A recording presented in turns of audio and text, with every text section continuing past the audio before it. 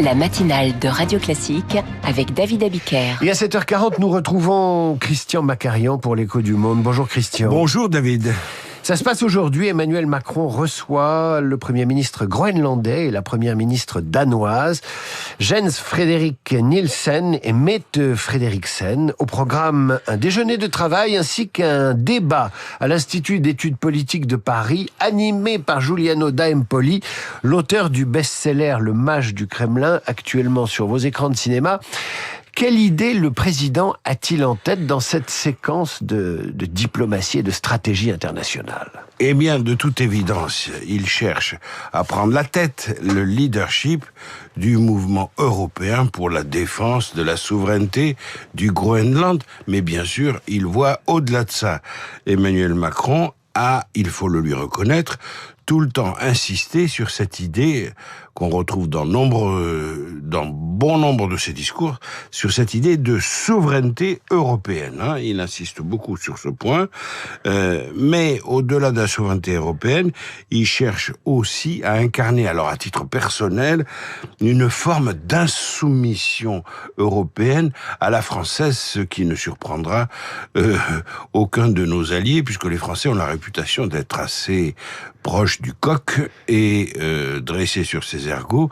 Et Emmanuel Macron ne déteste pas l'idée d'être un peu le rebelle dans la famille européenne. On le sait, Macron préfère, il l'a dit à Davos, le respect au brut.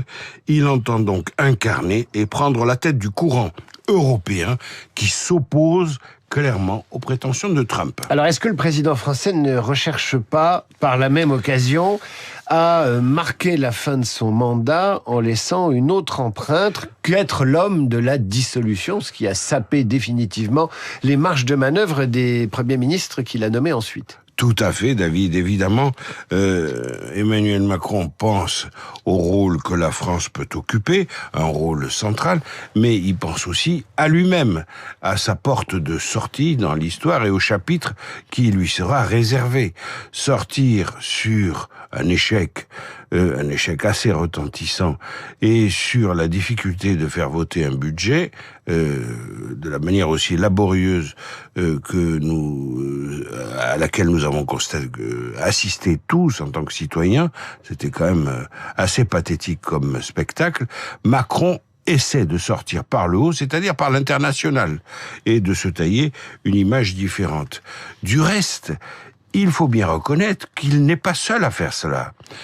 Friedrich Merz, dans son style très retenu, essaie aussi de marquer une souveraineté allemande sur l'ensemble des décisions européennes. Madame Meloni est très très agitée dans cette espèce de positionnement subtil qu'elle adopte, favorable à Trump, mais pas favorable aux excès de Trump. Donc Madame Meloni, on entend beaucoup, on n'a jamais entendu un dirigeant italien parler autant. Et puis même Keir Starmer se singularise en tenant un discours très opposé aux États-Unis et à leurs prétentions, par exemple, sur le Groenland, ce qui est nouveau chez les Britanniques. Donc, on a l'impression qu'il y a un petit peu beaucoup de monde qui se bouscule pour prendre la place, et Emmanuel Macron, lui, insiste pour rester le leader du courant européen opposé aux États-Unis. Alors, quand vous constatez que ces leaders européens, Christian, eux aussi donnent de la voix, vous choisissez entre quelles options ? Convergence, émulation ou concurrence et division ?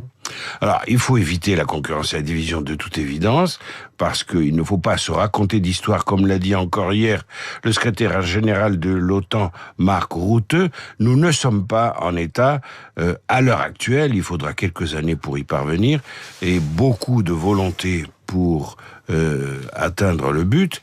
Nous ne sommes pas capable pour le moment de nous passer, par exemple, du parapluie nucléaire américain qui protège la majeure partie, que dis-je, l'écrasante majorité des pays européens, sauf la France.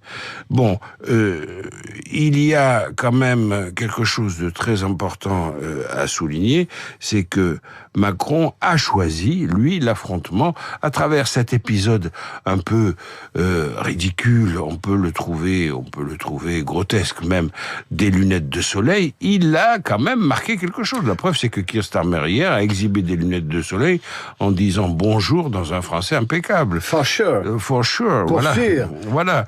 Et donc, il y a quelque chose, dépassons le sketch des lunettes, il y a quelque chose qui quand même revient à ce vieux mythe gaulliste de la France qui s'oppose aux États-Unis. Alors, est-ce qu'on est face à un combat de titans entre messieurs Trump et Emmanuel Macron? Non, la lutte est complètement inégale et Monsieur Macron n'arrivera pas à faire changer Trump d'orientation, on le sait très bien. Mais autant Macron avait commencé en cajolant un peu Trump, en se disant que s'attirer ses bonnes grâces, c'est le meilleur moyen d'éviter le choc frontal avec les États-Unis, autant aujourd'hui, il fait l'inverse, avec aussi une arrière-pensée dans la perspective de la présidentielle de 2027. Eh bien, il faut bien noter que les outrances de Trump plongent les populistes européens, le RN, mais aussi les autres familles populistes, dans un grand embarras. Et la souveraineté européenne sera défendue par les ennemis du Rassemblement national qui, lui, défend la souveraineté française. Christian Macarian pour l'Écho du Monde, chronique à retrouver sur votre application Radio Classique. À suivre, le journal imprévisible, c'est aujourd'hui que sort au cinéma Gourou, avec Pierre Ninet, l'occasion de s'intéresser à ces vendeurs de bonheur et à leurs adeptes, et de songer à l'émission de Stéphane Collara au début des années 80. Il y avait une rubrique où un homme disait « Maître, quelle est cette secte étrange ?» Radio Classique.